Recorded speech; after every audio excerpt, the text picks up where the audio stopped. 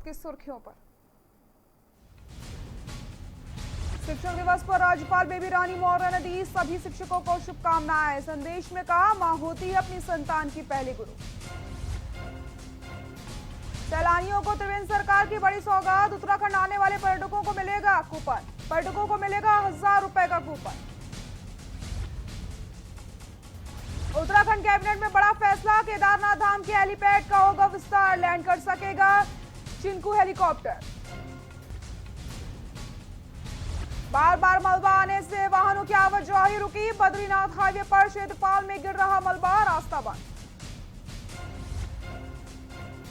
जो बोले सोनिया से जयकारों के साथ खुले हेमकुंड साहिब के कपाट। 127 श्रद्धालु बने साक्षी।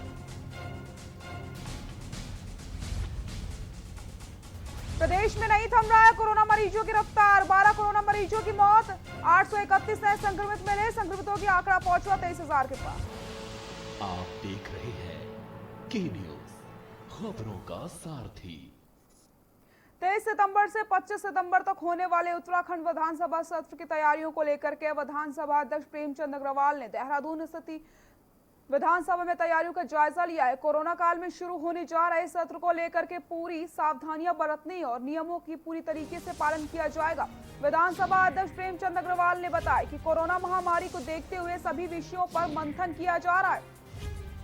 सोशल डिस्टेंसिंग, सैनिटाइजेशन और रैपिड टेस्ट करवाए जाएंगे। आपको बता दें, इस दौरान विधानसभा अध्यक्ष ने बताया कि सत्र को वर्चुअल कराने पर मंथन चल रहा है।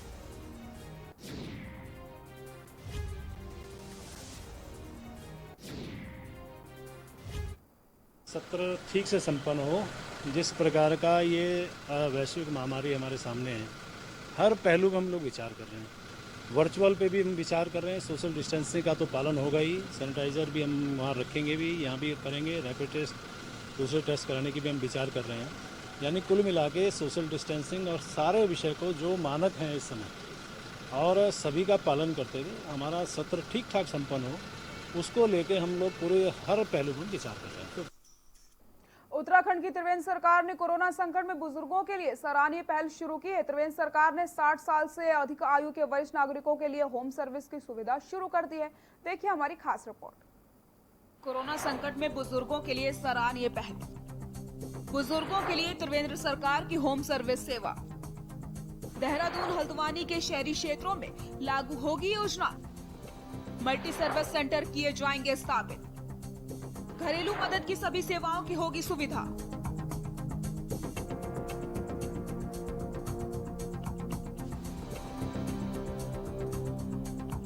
उत्तराखंड की त्रिवेंद्र सरकार ने कोरोना संकट में बुजुर्गों के लिए एक सराहनीय पहल शुरू की है। त्रिवेंद्र सरकार 60 साल से अधिक आयु के वरिष्ठ नागरिकों के लिए होम सर्विस की सुविधा शुरू कर दी है। घर में अकेले रहने वाले या चलने फिरने में असमर्थ बुजुर्गों को घर बैठे कॉल करने पर उपनल के माध्यम से इलेक्ट्रीशियन, प्लम्बर, बढ़ई, टेक्नीशियन, ड्राइवर, रसोईया व नर्सिंग समेत घरेलू मदद की अन्य सेवाओं की सुविधा उपलब्ध हो जाएगी।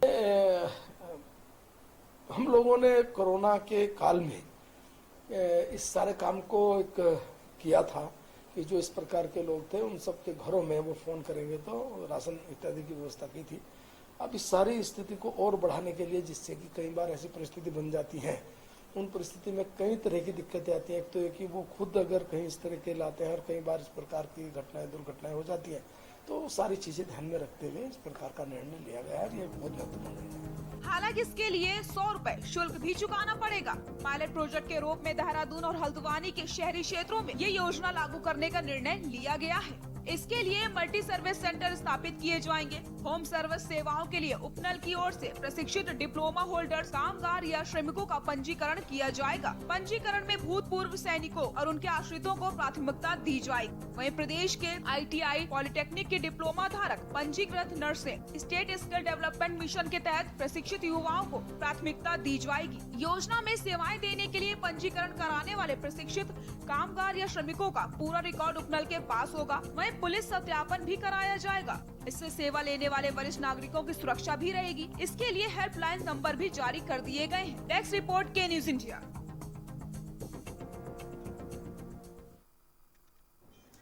राजधानी देहरादून समेत कई जिलों में भारी बारिश की वजह से वाहनों की आवाजाही पर रोक लगा दी गई है। वहीं पिछले कई दिनों से लगातार बारिश की वजह से आने जाने वाली सड़कों को बंद कर दिया गया। आपको बता दें, भट्टा गांव के पास भूस्खलन के बाद देहरादून मसूरी मार्ग पर बारिश की वजह से लगातार हो रहे भूस्खलन के मद्देनजर पुलिस प्रशासन ने वाहनों के आने को रोक दिया है। देखिए हमारी खास रिपोर्ट।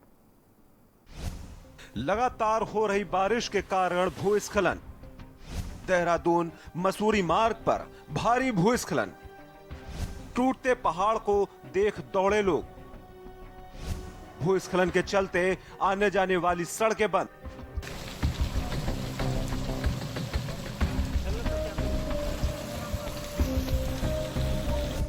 राजधानी देहरादून समेत राज्य के कई जिलों में भारी बारिश की वजह से वाहनों की आवाजाही पर रोक लगा दी गई है।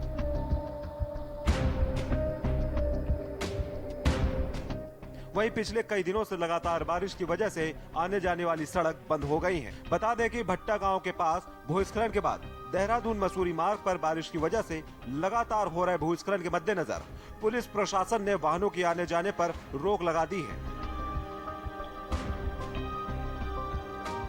देहरादून मसूरी मार्ग पर भारी भूस्खलन हो गया, जिसके कारण मसूरी झड़ी पानी कोल्हा खेत मार्ग पर वाहनों की बढ़ती भीड़ को देखते हुए फिलहाल मुख्य मार्ग को बंद कर दिया गया है। इससे मसूरी से देहरादून जाने वालों को भारी परेशानी का सामना करना पड़ रहा है। सड़क से मलबा और पत्थर हटाने का काम लगातार जारी है। स्थानीय लोगों का कहना है कि लोक निर्माण विभाग द्वारा मसूरी देहरादून सड़क को चौड़ा करने के लिए कई जगह पहाड़ को काटा गया है। लोगों ने मांग की है पहाड़ को काटने के खिलाफ जांच कराई जानी चाहिए। लगातार पहाड़ से मलबा और पत्थर आने के कारण लोगों को दिक्कतों का सामना करना पड़ रहा है। जो गल्ला भरा हुआ मसूरी का और 4 दिन हो गए रोड बंद है। तो कल खुला था 1 घंटे के लिए, उसके बाद फिर बंद हो गया रात को 11 बजे। फिर अभी तक बंद है ही है। आप देखो कब खुलता है। हिमाचल प्रदेश कोटा साहिब से आया हूँ। मसूरी का सीमेंट भरा हुआ है। रात 3 बजे से खड़े हैं, रात बंद है और ये कहा नहीं जा सकता कि कब खुलेगा कब नहीं। चाय नहीं है, नाश्ता नहीं है, कुछ नहीं है सर। प्रॉब्लम है बहुत ज़्यादा। पार्टी ने लिया कि रास्ता खुला है रात, और अभी यहाँ पर तो रास्ता बंद है। बता दें कि उत्तराखंड में पिछले दिनों से लगातार बारिश के कारण राज्य में जगह जगह भूस्खलन से लोगों को आने जाने में काफी परेशानी आ रही है। वहीं मौसम विभाग की ओर से जारी बुलेटिन के अनुसार आज देहरादून, रुद्रप्रयाग, चमोली, अल्मोड़ा, पिथौरागढ़ और बागेश्वर जिलों में ज्यादातर स्थानों पर हल्की से मध्यम बारिश होने का अनुमान जताया है। नैनीताल डिस्ट्रिक्ट जो है और इसी तरह जो कुमाऊं क्षेत्र के पिथौरागढ़ और बागेश्वर डिस्ट्रिक्ट है, तो उनमें भी भारी बारिश की संभावना है।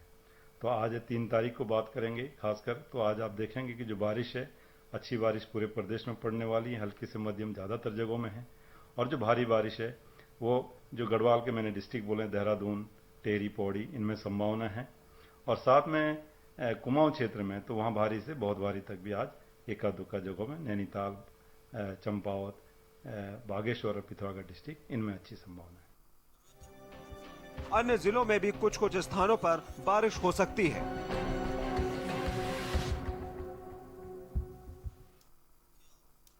रुद्रप्रयाग से बड़ी खबर आपको बता देते हैं। रुद्रप्रयाग से इस वक्त की बड़ी खबर, मुख्य सचिव ओम प्रकाश पहुंचे केदारनाथ। तीर्थ पुरोहित समाज के लोगों के साथ चल रही है बैठक। तीर्थ पुरोहितों में देवस्थानम बोर्ड को लेकर के आक्रोश देखने को इतने दिनों से मिल रहा था। केदारनाथ में चल रहे निर्माण कार्यों का भी लेंगे जायजा। रुद्रप्रयाग से बड़ी खबर आपको बता रहे हैं, जहां पर मुख्य सचिव ओम प्रकाश केदारनाथ पहुंचे हैं। तीर्थ पुरोहित समाज के लोगों के साथ चल रही है बैठक। तीर्थ पुरोहितों में देवस्थानम बोर्ड को लेकर के आक्रोश लगातार बना हुआ है। केदारनाथ में चल रहे निर्माण कार्यों का भी लेंगे जायजा। मुख्य सचिव ओम प्रकाश पहुंचे केदारनाथ।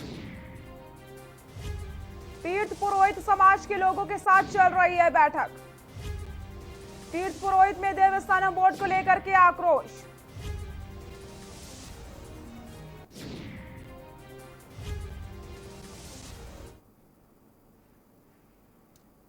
उत्तराखंड हाईकोर्ट ने द्वाराहाट के विधायक पर शारीरिक शोषण के मामले पर सुनवाई की है। दरअसल पीड़िता ने अपनी गिरफ्तारी व एफआईआर को निरस्त करने को लेकर याचिका दायर की थी, जिस पर सुनवाई करते हुए हाईकोर्ट ने पीड़िता की गिरफ्तारी पर रोक लगा दी। साथ ही साथ सरकार से 14 अक्टूबर तक जवाब पेश करने को कहा गया है। मामले की सुनवाई न्यायमूर्ति रविंद्र मैठाणी की एकल पीठ में हुई है। याचिकाकर्ता महिलाओं द्वारा, जो कि द्वाराहाट की रहने वाली है, उन्होंने अपने विरुद्ध नेहरू कॉलोनी थाने में देहरादून दर्ज एफआईआर के चैलेंज करते हुए एक याचिका दाखिल की गई, जिसमें अपनी गिरफ्तारी पर रोक की और एफआईआर के निरस्त करने की मांग की गई है। उक्त एफआईआर में उनके विरुद्ध अवैध धन की वसूली के आरोप लगे हैं, जिसके संबंध में याचिकाकर्ताओं द्वारा अदालत को बताया गया कि सब शिकायतकर्ता के पति, जो कि वर्तमान में द्वाराहाट के विधायक हैं, उनके साथ याचिकाकर्ता नंबर 1 के संबंध रहे हैं, जिसके कारण उनको मई 2020 में एक पुत्री का जन्म हुआ उनकी। उक्त पुत्री के साथ उनके पति ने जब अपना डीएनए कराया तो जिसमें साबित हुआ कि वो पुत्री उनके पति से नहीं है। इस महिला का दावा है कि पुत्री विधायक महोदय से है। रुद्रपुर में जिलाधिकारी रंजना राजगुरु ने खटीमा क्षेत्र में फैल रहे दिमागी बुखार का संज्ञान लेते हुए अधिकारियों के साथ बैठक करी है। इस दौरान डीएम ने जरूरी दिशा निर्देश भी दिए। साथ ही साथ उन्होंने अधिकारी को आपस में तालमेल बनाकर कार्य करने को कहा है। उन्होंने मुख्य चिकित्सा अधिकारी को खटीमा क्षेत्र व जिन क्षेत्रों में पहले भी दिमागी बुखार के लक्षण पाए गए हैं, वहां डोर टू डोर सर्वे करने के निर्देश जारी किए।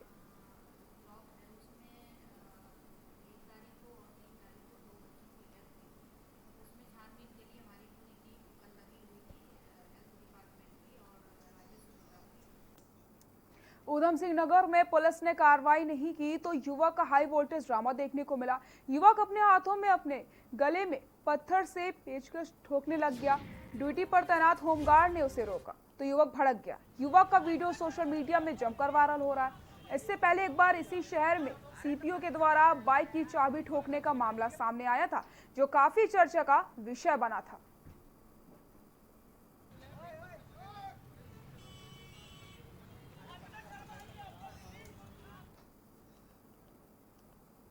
भले केंद्र सरकार ने 3 तलाक पर कानून बना दिया हो, लेकिन कानून बनने के बाद भी 3 तलाक की घटनाएं कम होने का नाम नहीं ले रही। मामला बाजपुर के ग्राम मुंडिया कला का है, जहां पर रहने वाली एक महिला को 2 वर्ष पूर्व उसके पति ने मारपीट कर बच्चों के साथ घर से निकाल दिया। बात इतनी बढ़ गई कि महिला के पति ने उसे फोन पर 3 तलाक दे दिया।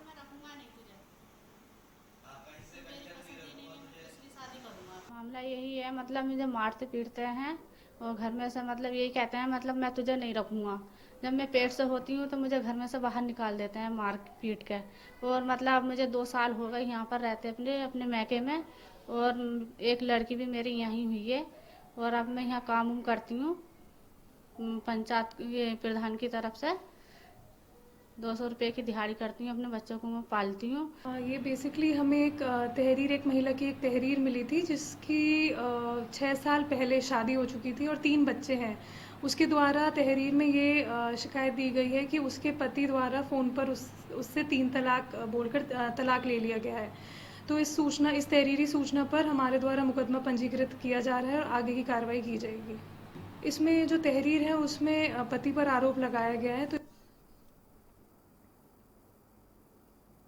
वर्तमान समय में एक तरफ जहां सीमांत खटीमा इलाका कोरोना वायरस संक्रमण से जूझ रहा है, वहीं अब जापानी बुखार इंसेफ्लाइटिस ने भी सीमांत इलाके में अपनी दस्तक दे दी है। खटीमा के बलुआ बुगलिया ग्राम सिसैया गांव में 2 बच्चियों ने हल्द्वानी इलाज के दौरान दम तोड़ दिया। दोनों ही बच्चियां जापानी बुखार इंसेफ्लाइटिस से पीड़ित थी। दोनों बच्चियां जहां सगी बहनें थी, वहीं उनकी मौत से उनके परिवार में शोक की लहर है। पूरे मामले के अनुसार खटीमा नेपाल सीमा के गाँव से बलुआ बगुलिया निवासी सुनील की 8 वर्षीय करिश्मा व 6 वर्षीय अर्चना को तेज बुखार आता है। स्थानीय डॉक्टर को दिखाने के बाद जब बुखार नहीं उतरता तो सुनील द्वारा निजी अस्पताल खटीमा में बच्चियों का उपचार के लिए ले जाया जाता है, जहां उनकी मौत हो जाती है।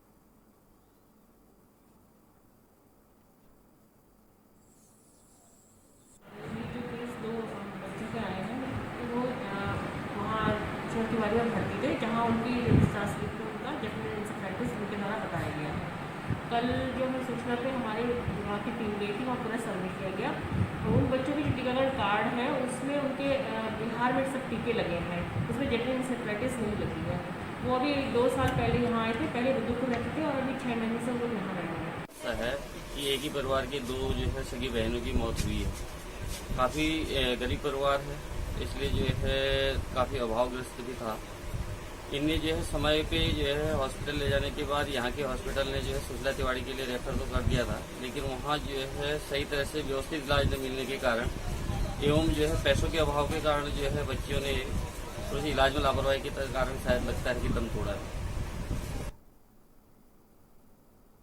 आईजी गढ़वाल ने पौड़ी जनपद की थानी चौकियों की जर्जर हालत को देखते हुए चिंता व्यक्त की। आईजी अभिनव कुमार ने पौड़ी जनपद के दौरे से लौटने के बाद वहां के थाने चौकियों के हालातों को सुधारे जाने को लेकर के अब योजना तैयार कर रहे हैं। उन्होंने बताया कि कप्तान समेत वहां के राजपत्रित अधिकारियों के साथ उन्होंने बैठक करी। उन्होंने कहा कि जर्जर हालत में पड़े चौकियों को जल्द से जल्द दुरुस्त करवाया जाए और कार्य योजना तैयार की जाएगी।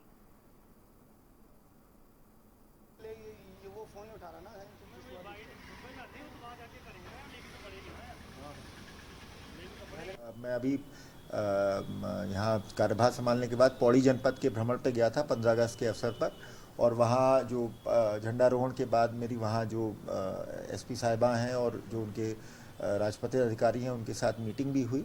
तो कुछ जो चीज़ें जिनकी ओर उन्होंने मेरा ध्यान आकर्षित किया है, ख़ास तौर से जो पौड़ी जनपद में अलग अलग जगह पर जो पुलिस के आवासीय और अनावासीय भवन हैं वो काफ़ी पुराने हो चुके हैं, जीर्ण शीर्ण अवस्था में हैं। तो उनके लिए उनको एक कार्य योजना बना के और उनके निर्माण के लिए हम शीघ्र ही पुलिस मुख्यालय से और शासन से अनुरोध करेंगे। पौड़ी में मुख्य विकास अधिकारी आशीष भट्टगाई की अध्यक्षता में बैठक हुई। इस दौरान सांसद आदर्श ग्राम योजना तथा प्रधानमंत्री आदर्श ग्राम की एक दिवसीय अभिमुखीकरण कार्यशाला का आयोजन किया गया। बैठक के दौरान योजना से जुड़े सभी विभागीय अधिकारी मौजूद रहे।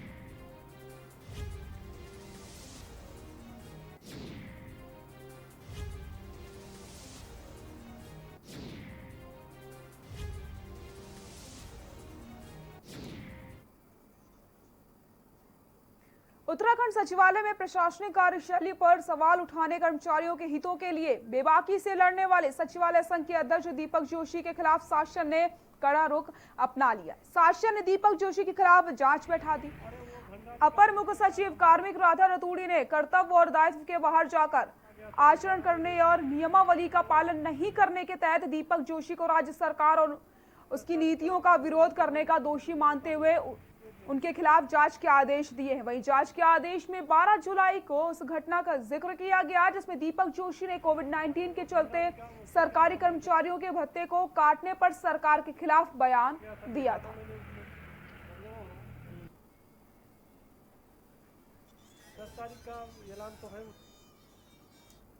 बागेश्वर में पलायन से प्रभावित ग्रामों के लिए सघन रणनीति के तहत कार्य योजना तैयार करने के संबंध में जिलाधिकारी विनीत कुमार की अध्यक्षता में जिला कार्यालय सभागार में संबंधित विभागों के अधिकारियों के साथ समीक्षा बैठक आयोजित की गई। बैठक में मुख्य विकास अधिकारी ने डीएम को अवगत करवाया कि ग्राम विकास विभाग एवं पलायन आयोग द्वारा राज्य में विस्तृत सर्वेक्षण किए जाने के उत्तराखंड प्रदेश के 474 ऐसे ग्रामों की सूची उपलब्ध करवाई गई है, जिसमें कि 50% तक के पलायन हो चुका है, जिसमें पहले चरण में पलायन प्रभावित 254 गांवों को पहले चरण में ऐसी सघन रणनीति के तहत चुना गया है। वहीं साथ ही साथ बागेश्वर में 34 गांवों को भी चिन्हित किया गया है, जिसमें बागेश्वर के 33 गांव भी आ रहे हैं।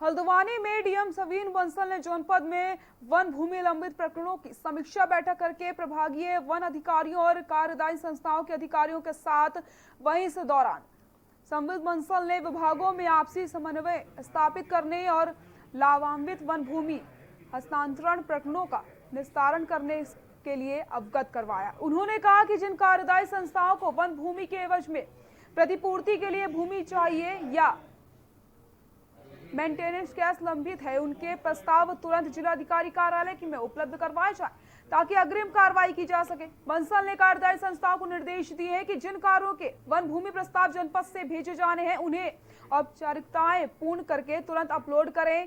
कैंपा योजना के अंतर्गत वन विभाग तराई को 4.72 करोड़, वन विभाग नैनीताल को 7.90 करोड़, भूमि संरक्षण विभाग को 20.30 लाख धनराशि अवमुक्त हुई है।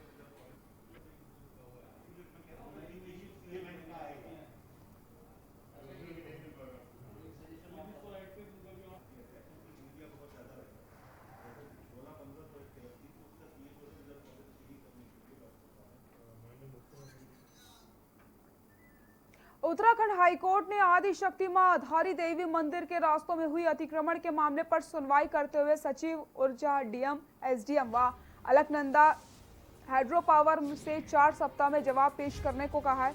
मामले की सुनवाई कार्यवाहक मुख्य न्यायाधीश रवि कुमार मलिमथ व न्यायमूर्ति आरसी खुलबे की खंडपीठ में हुई। आपको बता दें, आदि शक्ति मां धारी देवी पुजारी न्यास ने जनहित याचिका दायर कर कहा कि मां धारी देवी मंदिर 3000 साल पुराना मंदिर है। डैम बनने से मंदिर को शिफ्ट किया जाना है। मंदिर जाने के लिए 2 ही रास्ते हैं जिन पर करीब 30 से अधिक लोगों ने अतिक्रमण किया है। अतिक्रमण करने से मंदिर आने जाने वाले श्रद्धालुओं को कठिनाइयों का सामना करना पड़ता है। न्यास ने मंदिर के रास्तों से अतिक्रमण हटाने की मांग करी है।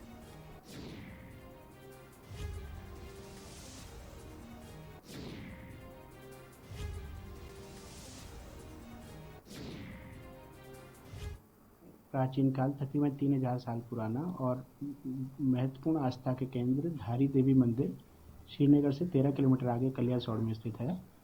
इस मंदिर नेशनल हाईवे से मंदिर को जाने वाले रास्ते पर पीछे तकरीबन 1-1.5 वर्ष से बहुत सारा अतिक्रमण इस पर हो गया था, जिससे जाने वाले श्रद्धालुओं को काफ़ी दिक्कतें हो रही थी। इस सरकारी भूमि और मंदिर को जाने वाले रास्ते के अतिक्रमण को लेकर मंदिर समिति, उसके अध्यक्ष एवं सचिव द्वारा एक जनहित याचिका दायर की गई, जिसमें माननीय न्यायालय से याचना की गई कि उक्त रास्ते के अतिक्रमण को हटाया जाए ताकि आने वाले श्रद्धालुओं को असुविधा का सामना न करना पड़े। बाजपुर तहसील में तैनात रजिस्ट्रार कानूनगो एवं अधिवक्ताओं के बीच चल रहा विवाद खत्म होने का नाम नहीं ले रहा। अधिवक्ताओं ने कानूनगो के स्थानांतरण की मांग को लेकर के कानूनगो के खिलाफ जमकर नारेबाजी करते हुए एसडीएम को ज्ञापन देकर कार्रवाई की मांग करी। आपको बता दें, तहसील में तैनात रजिस्ट्रार कानूनगो चंद्रपाल और स्थानीय बार एसोसिएशन से जुड़े अधिवक्ताओं के बीच विवाद चल रहा है, जिसको लेकर के अधिवक्ता कानूनगो के खिलाफ तहसील कार्यालय में लगातार नारेबाजी और प्रदर्शन कर रहे हैं। वहीं अधिवक्ताओं ने कहा कि रजिस्ट्रार कानूनगो सुविधा शुल्क लेकर लोगों के विवादों को रफा दफा करने का काम कर रहे हैं।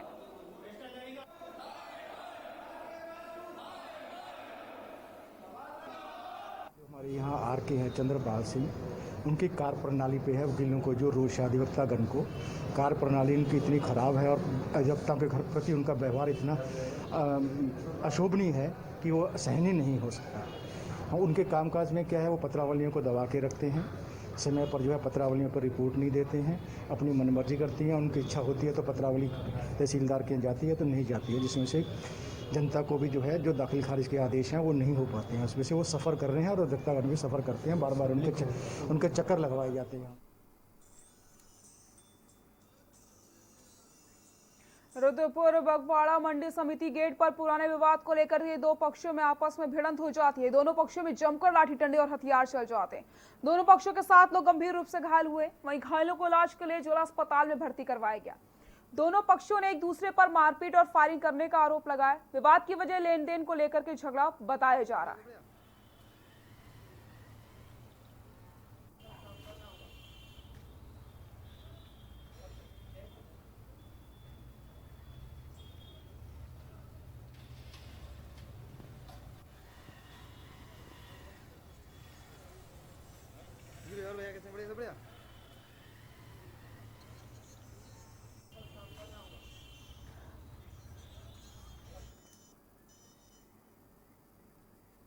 खबर रुद्रपुर से, जहां पर गावा चौक में एक अजीबोगरीब हरकत देखने को मिली है। आपको बता दें कि यहां अचानक एक युवक हाथ में पेचकस लेकर के एक दूसरे हाथ से पत्थर लेकर के अपने गले पर पेचकस लगाकर पत्थर से वार करता नजर आया ताकि पेचकस उसके गले में घुस जाए। पेचकस युवक के गले में घुस जाता है और वो लहूलुहान हो जाता है। वहीं चौराहे पर मौजूद होमगार्ड के जवान इस युवक को रोकते नजर आ रहे हैं, उसे मनाने की कोशिश करते नजर आ रहे हैं।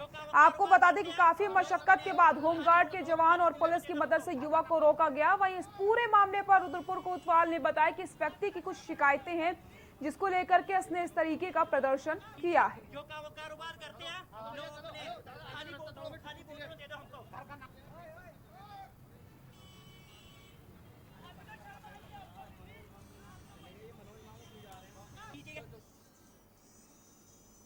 खबर रुद्रपुर से, जहां पर थाने में जब्त की गई बाइकों और अंग्रेजी शराब और अवैध शराब इस्तेमाल होने वाले उपकरणों की नीलामी की गई। आपको बता दें, आपराधिक घटनाओं, शराब तस्करी और अन्य आपराधिक वारदातों में इस्तेमाल की गई मोटरसाइकिल समेत पुलिस चेकिंग में पकड़ी गई। वहीं अंग्रेजी शराब और अवैध शराब बनाने में इस्तेमाल होने वाले उपकरणों को पुलिस के द्वारा जब्त करके कार्रवाई की जाती है। आपको बता दें कि नीलामी कोतवाली परिसर में एसडीएम की मौजूदगी में की गई है।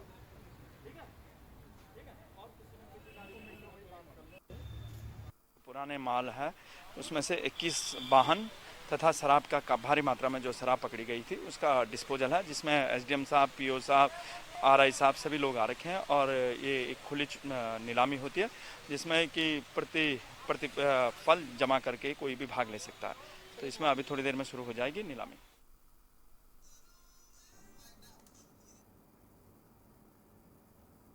बुलेटिन फिलहाल के लिए इतना ही। देखते रहिए के न्यूज़ इंडिया। नमस्कार।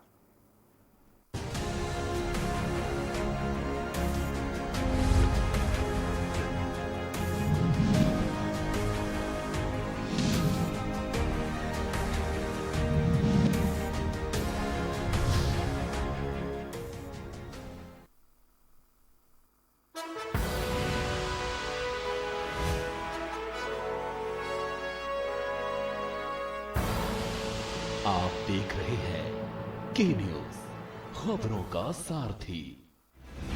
GGS Education Group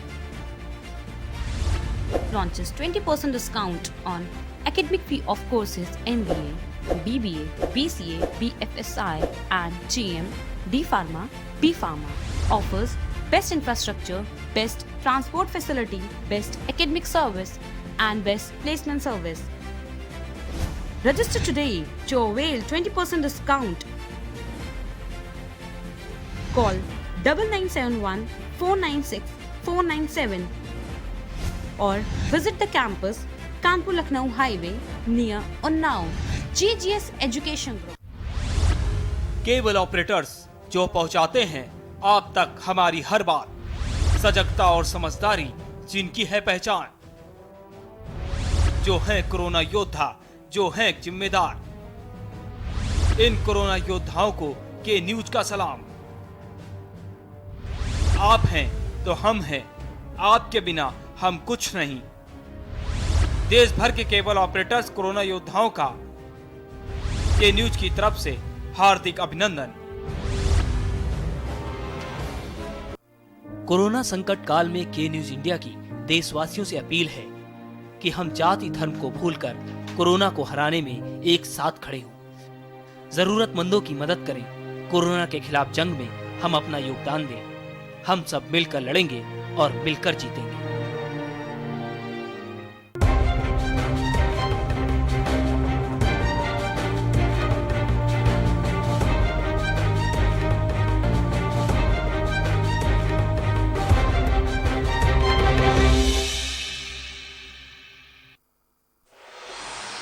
कोर्ट कचहरी के ना लगे चक्कर,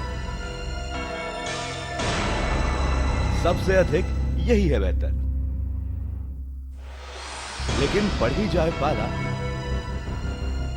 तो कहां जाए, क्या करें? घबराए नहीं, अब हर मुश्किल होगी आसान। के न्यूज इंडिया, वकील आप